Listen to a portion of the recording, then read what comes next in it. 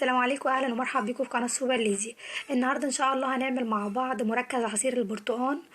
طبعا زي ما انتم عارفين، شهر رمضان الكريم قرب. كل سنه وانتم طيبين يا رب، وكل اللي بيتابعوني بخير وبسعاده وبصحه، وكل الامه الاسلاميه يا رب يعودوا علينا كده بخير وبيمن وبصحه وبسعاده. طبعا احنا عايزين ان شاء الله لما يجي علينا الشهر الكريم ده نبقى فاضيين ومتفرغين للعباده، ما يبقاش كل همنا الاكل والشرب. ومن الحاجات برضو اللي هنجهزها العصاير بتاعتنا، برضو هتبقى جميلة قوي وكأننا لاقيينها في الوقت بتاع الزنقة ووقت الحر والصيام. هنبدأ بالمقادير بسم الله. أول حاجة طبعا اللي قدامنا ده تقريبا كيلو من البرتقان. الكيلو برتقان هحط عليه ليمونية من الليمون الأخضر العادي. وطبعا البرتقان ده أنا غسلة كويسة جدا بالفرشة اللي هي بتاعة التنظيف. وهيكون معايا كمان كيلو من السكر. ودلوقتي هبتدي بقى ابشر القشر بتاع البرتقال بالمبشره، بالناحيه اللي هي في ناحيه بتبقى رفيعه قوي وناحيه يعني اكبر منها سنه. احنا هنعمل بالناحيه اللي هي اكبر منها سنه، اللي هي وسط، اهي زي اللي انتوا شايفينها دي قدامكم. وهبتدي بقى ابشر القشر بتاع البرتقال، بس طبعا مش يعني على قد ما اقدر مش هحاول اوصل للحته البيضه، لان الحته البيضه اللي بتبقى في البرتقال دي هي دي بيبقى فيها مراره.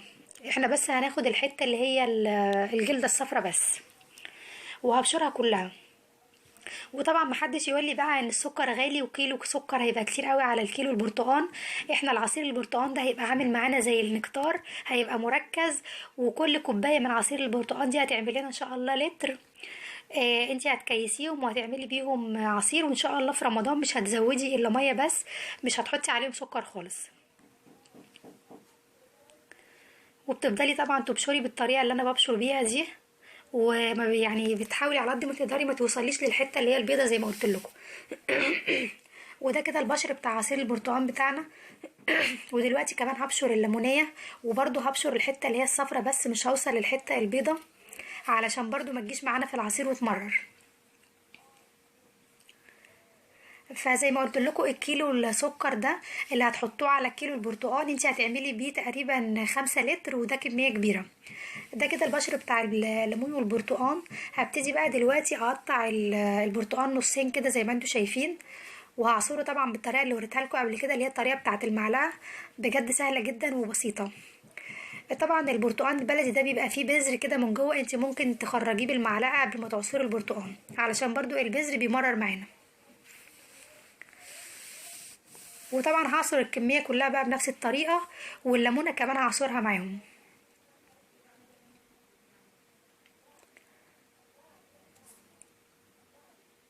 زي ما انتوا شايفين كده الطريقه بتاعه العصر دي جميله قوي. ده كده العصير بتاع الليمونه والبرتقال، كيلو البرتقال كله.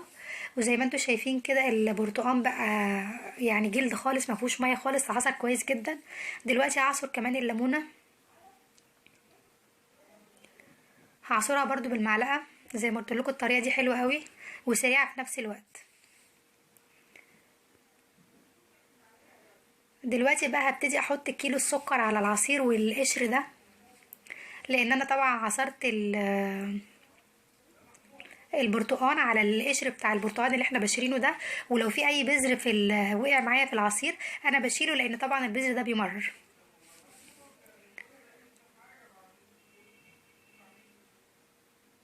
وهفضي بقى كيلو السكر عليه.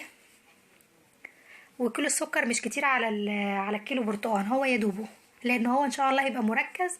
وزي ما قلت لكم كيلو البرتقان ده هيعمل لنا 5 لتر عصير برتقان.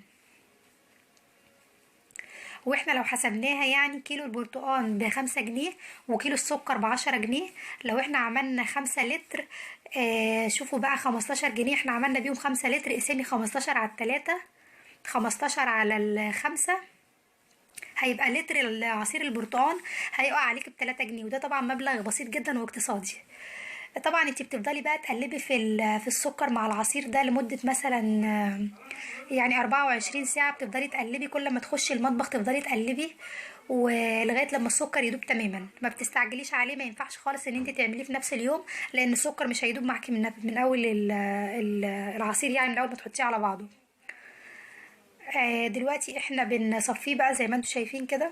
ولازم يا حبايب قلبي زي ما قلت لكم تفضلوا تقلبي فيه كل ما تكوني داخله المطبخ تعملي حاجه، تفضلي تقلبي لغايه لما السكر يدوب تماما مع العصير بتاع البرتقال. ودلوقتي انا صفيه بقى كويس جدا من القشر ده. وطبعا القشر ده انا مش هرميه، ان شاء الله هحتفظ بيه في كيس في الفريزر، لو اي وقت يعني عايزه اعمل كيكه برتقال وما عنديش عصير برتقال، ممكن احط شويه في الكيك، هيديني برضو طعم وريحه الكيكه بالبرتقال. ودلوقتي بعد ما صفيته كله بالشكل ده، هجيب بقى اكياس التلاجة. هبتدي طبعا اعبي دلوقتي في الاكياس اللي هي بتاعه التلاجة دي. كل كيس هحط فيه بس ملو كوبايه اللي هي العاديه، المج بتاعنا العادي. وهقفله. طبعا الكوبايه دي زي ما قلت لكم هتعمل لنا لتر، لانها مركزه جدا زي ما انتم شايفين. هو بقى عامل معانا زي الشربات بالظبط، زي شربات البرتقال بالظبط. بجد طريقه جميله جدا وموفره قوي قوي. وما تبصيش يعني لان كيلو السكر ب10 جنيه وغالي، لا والله مش هيبقى غالي خالص. لان زي ما قلت لكم، انت لو حسبتوا عدد اللترات يعني اللي احنا هنجهزها من ال15 جنيه دول، هتلاقي ان اللتر هيقف معاكي على 3 جنيه، وده يعني تمن بسيط جدا. ودلوقتي هحطه بقى في الفريزر متبطبط زي ما انتوا شايفين كده، علشان ما ياخدش معايا مكان خالص. وهي الكياس بتاعتي كده 2 4، وطبعا الكوبايه دي هعمل لكم منها دلوقتي لتر برضو علشان تشوفوه. 5 لتر، كيلو برتقال مع كيلو سكر بيعمل لنا 5 لتر. وده كده قشر البرتقال، حطيته برضو في كيس من كياس التلاجة، وبطبطه زي ما انتوا شايفين كده علشان برضو ما ياخدش مكان. وفي اي وقت هحتاج له هاخد منه حته، هكسره بحته يعني بكل سهوله، واستعمل منه عادي. ودي كده الازازه بتاعتي فاضيه خالص كده زي ما انتوا شايفين. هحط فيها بقى القمع بتاعي، وافضي فيها كوبايه العصير اللي هي المركزه بتاعه البرتقال دي. وهكمل بقى الازازه دي ميه. دلوقتي كده انا كملتها ميه زي ما انتوا شايفين، وشايفين اللون مش بيبقى خفيف خالص، بيبقى زي عصير البرتقال العادي. بجد طعمه جميل جدا في منتهى الجمال. ان شاء الله هتجربوا الطريقه دي وهتعجبكم جدا.